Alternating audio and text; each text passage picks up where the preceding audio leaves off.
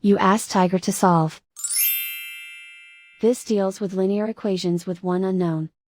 The final result is x equals -14. Let's solve it step by step. Simplify the expression. Group like terms. Simplify the arithmetic. Group all x terms on the left side of the equation.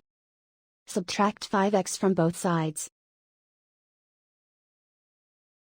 Simplify the arithmetic.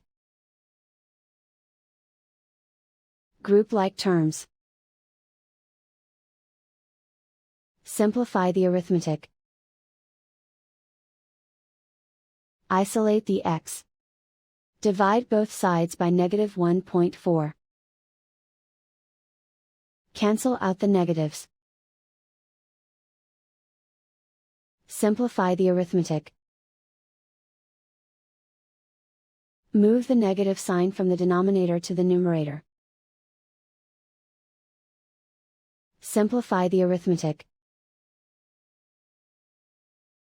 And so the final result is x equals -14.